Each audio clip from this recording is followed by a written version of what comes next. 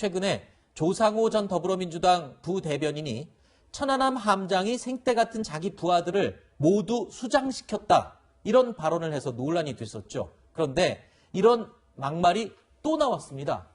천안함이 무슨 벼슬이냐라면서 최원일 전 천안함 함장을 향해서 폭언을 하는 내용인데요. 이런 글을 누가 썼나 했더니 바로 현직 고등학교 교사였습니다. 자, 이 내용은요, 학생이 최원일 전 함장에게 직접 해당 발언을 제보를 하면서 알려지게 됐는데, 현직 교사가 SNS에 이런 글을 올렸다는 그 자체가, 글쎄요, 뭐 글을 올릴 수는 있습니다. 개인들이 SNS에 올리는 글은. 하지만 교사로서 올리기에는 정말 적합하지 않고 심지어 충격을 받을 정도의 강한 내용인데요. 맞습니다. 지금 보면 내용을 보면은 저기 공란들이 계속 나오잖아요. 네.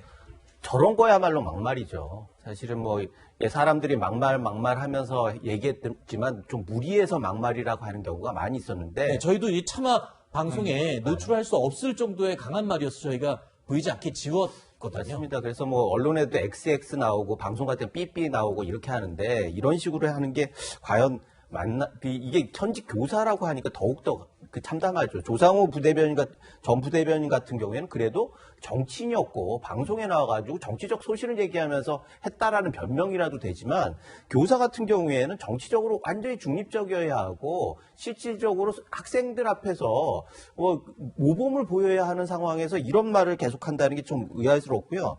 사실 이분이 저렇게 얘기하는데 이분이 군대 갔다 왔는지 모르겠어요. 사실 이 학교 지금 강남에 아주 유명한 명문학교라고 유명한 알려진 학교인데 휘문고등학교로 지금 확인이 되고 있어요. 지금 학교 이름을 말해도 되는 게요. 지금 학교 측에서 지금 공식 입장과 사과를 발표를 했거든요. 맞습니다. 전통적인 5대 사립 중에 한 곳이고 네. 정말 자부심이 대단하고 또 네. 강남 가면서 정말 명문고로 계속 발전하고 있는데 지금 이런 뉴스가 나왔을 때 그 졸업생들하고 학생들이 어떤 마음이 들겠습니까?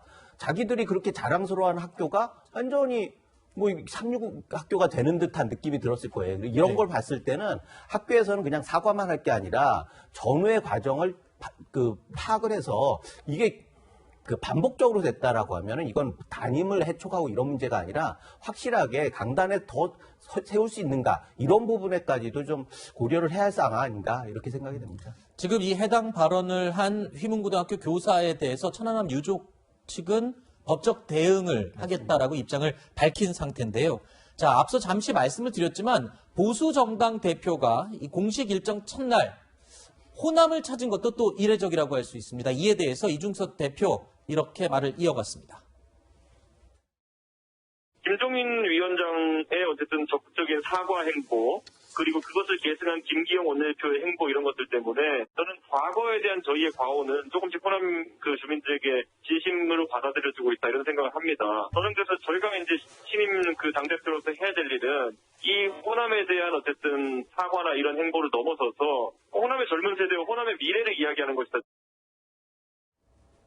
자, 보수 정당이 주도하는 안보 등 이슈를 이어감과 동시에 또 호남과 함께 동행하겠다. 이른바 외연 확장 행보까지 모두 보여준 셈인데요. 자, 이준석 대표의 첫 공식 행보. 아까는 이 안보에 대한 그리고 공감 능력에 대한 부분을 지적을 짚어주셨는데 지금 호남까지 끌어안는 외연 확장까지 지금 보여줬단 말이에요. 첫날 행보에서. 네.